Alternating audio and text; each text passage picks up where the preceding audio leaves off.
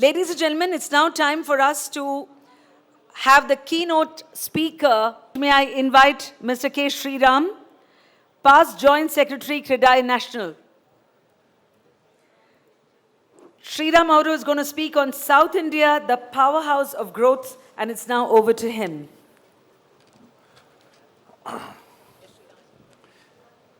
Can I be advancing it from here?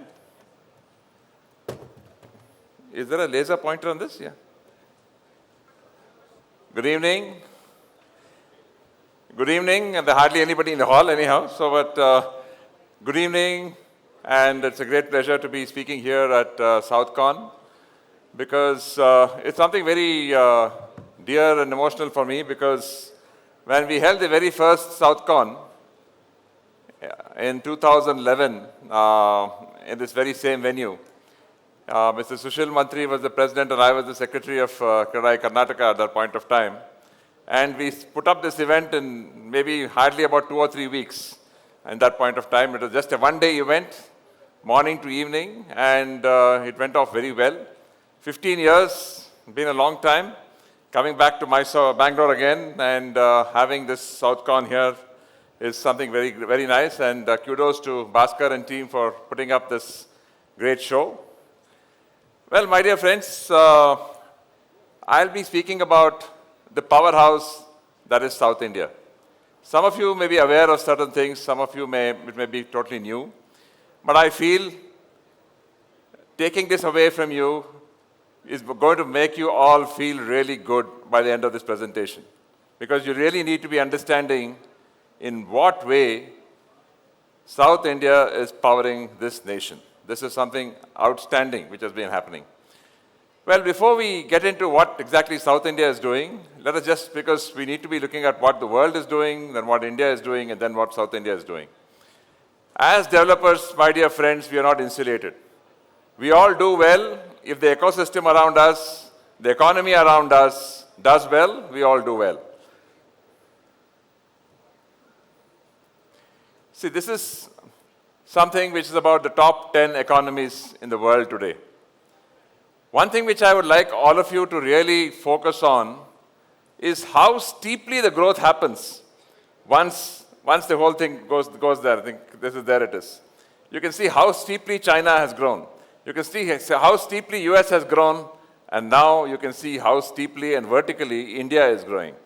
Because you see this very important slide.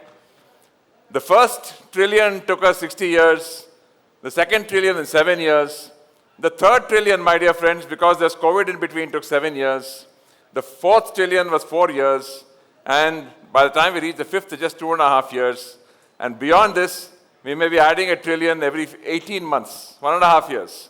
So it's going to be going that fast, it's going to be heady speed, which none of us are really used to.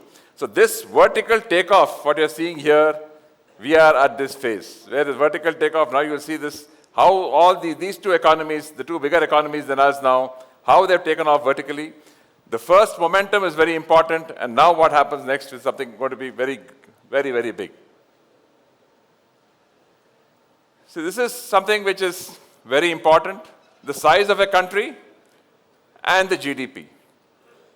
See, if you can see the size of the US, size of USA, the size of China, I'm talking of the geographical size, they have got fairly large economies. You've got some very, very large countries which have got small economies. But India has got a very, very small, tiny, mini land parcel. A very small, I would say a 30 by 40 site. And we need to be growing vertically on a very, very small land parcel. This is something we need to be understanding here. Because small in geographical size, but the next big growth story of the world is going to be coming from a country of very small geographical size. We may be having a very large population, but our geographical size is extremely low.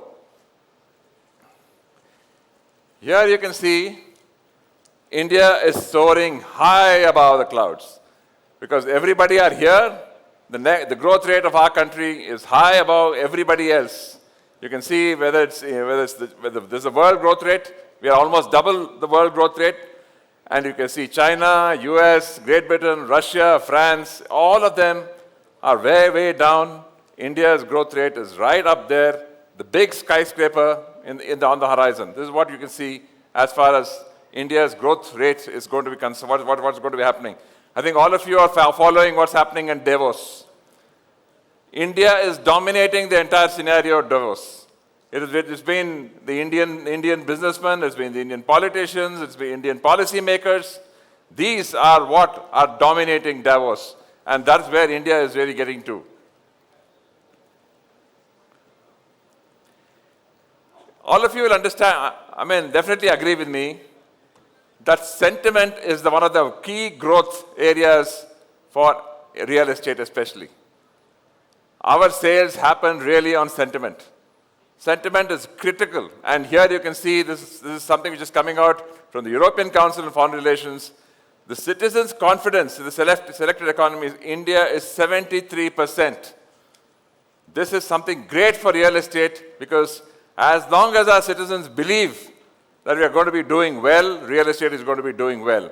And this is something very nice because that optimism which is there in our country is infectious. This is something which should hold us in very good stead. See, here we can see the 5 southern states dominate the top 10 fastest growing economies in the country. See, you take out Assam, which is of course a small economy, but you see the fantastic progress of Tamil Nadu, which is growing at 39%, Karnataka 36%. You've got Andhra Pradesh, which is at 33%. Don't be surprised if this reaches 100%, my dear friends. Andhra Pradesh is the real outlier there because it can really go up there. There's something which can really surprise everybody. So this is something great because if you really look at this, in the top 10, 5 are from the south of India. This is something very, very important. This is exactly how important the next growth of our entire ecosystem is all about. This is again something where Tamil Nadu has done some excellent work.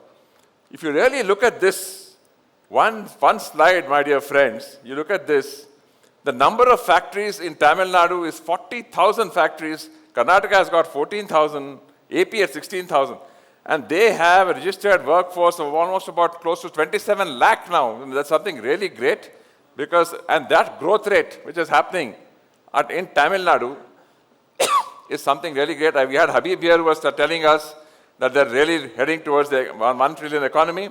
I think each and every southern state is really heading towards that 1 trillion economy. And this is what shows you how fast the entire growth rate is happening.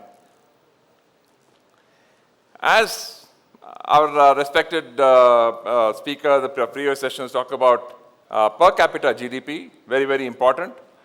Here you can really see per capita GDP being whatever, very most important indicator, the southern states show outstanding numbers.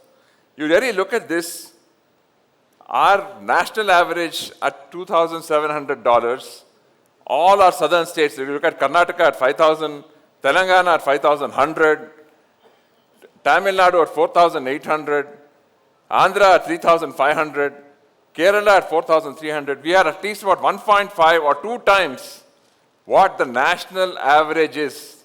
That is what South India is all about. If you are really talking about the South Indian numbers, we are almost already 1.5 to 2 times what the rest of the country is. This is something really great because per capita income, my dear friends, really tells directly on real estate investment.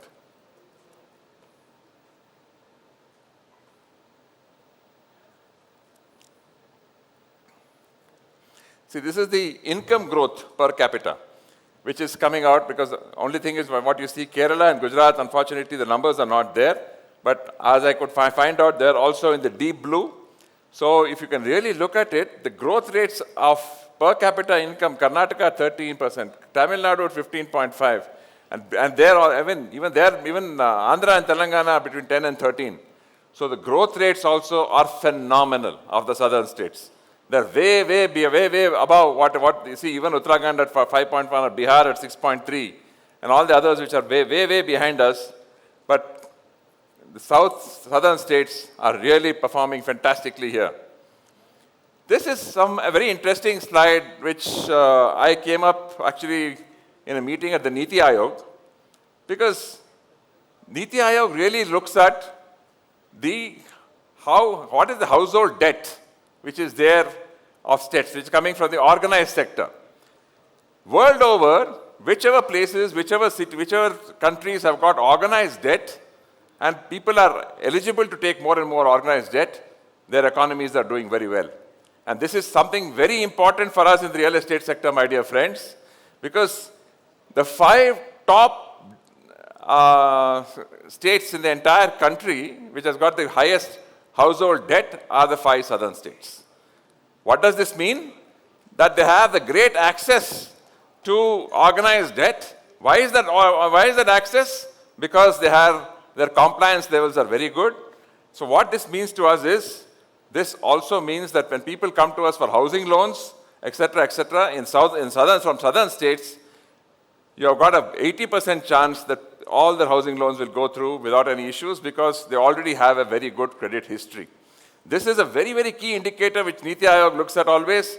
And I was a bit surprised with this, but this, I'm told, is a very, very important indicator of actual good financial development. So just look at this. The 5 southern states, Andhra Pradesh at 43%, Telangana at 37%, Tamil Nadu at 34%, Karnataka at 31%, and Kerala at 29%, really outshines the rest of the country in their overall household debt. This means to say, this augurs very well for the real estate because we can definitely have a big market coming out from this. So next we're talking about the most important aspect which we all look at as real estate developers. What is the office absorption?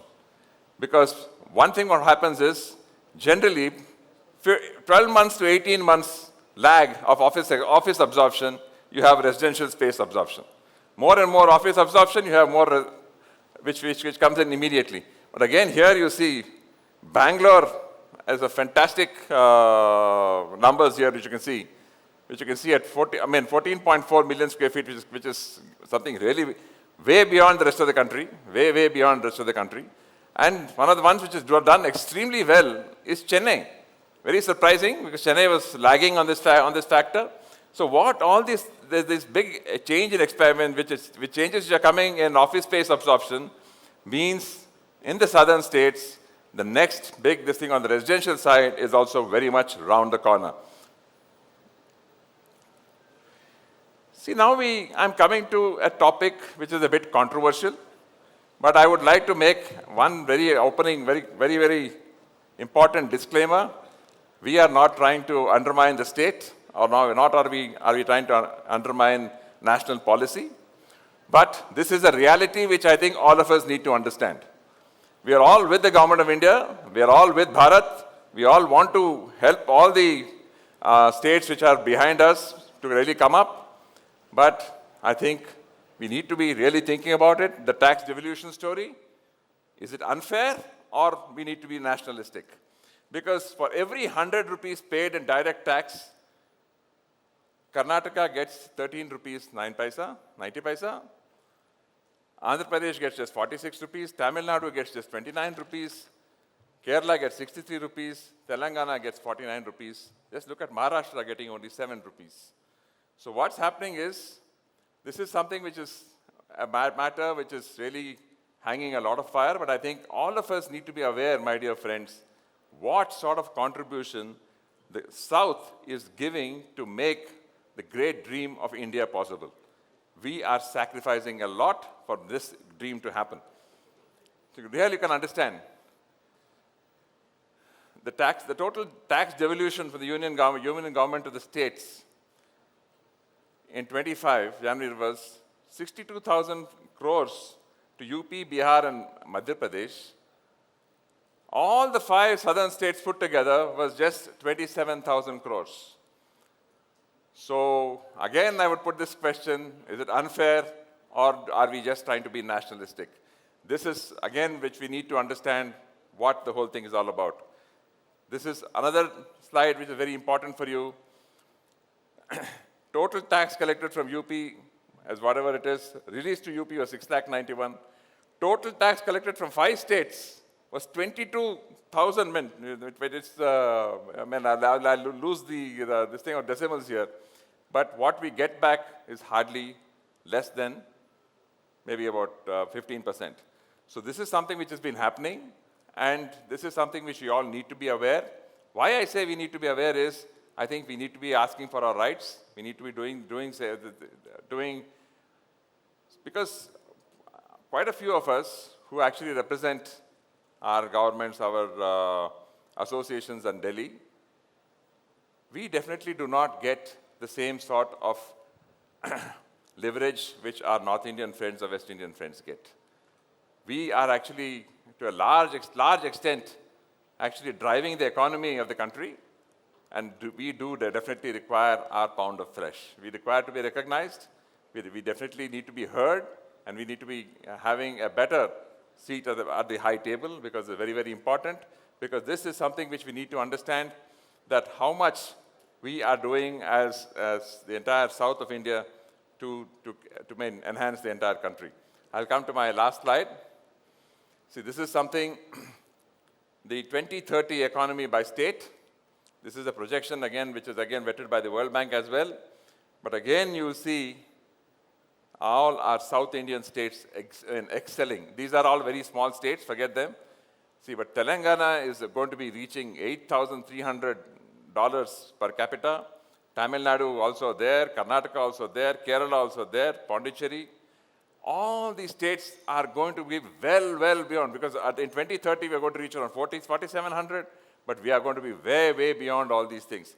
What we have to understand, my dear friends, is $13,000 is right now considered to be a developed country. $13,000 right now is supposed to be considered a developed country.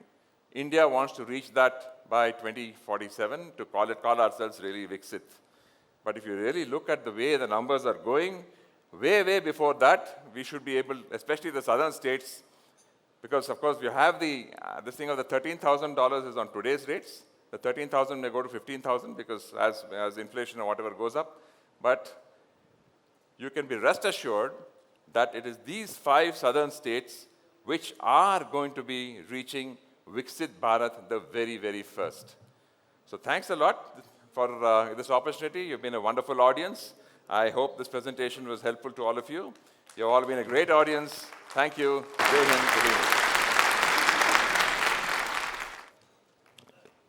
Thank you, Sriram. I'd request you to stay back, please, and invite Mr. Vinod Pinto as well as Mr. Chaitanya Kulkarni to step on stage to felicitate our keynote speaker, who's made such a compelling case for why South India deserves better while keeping all the caveats in place.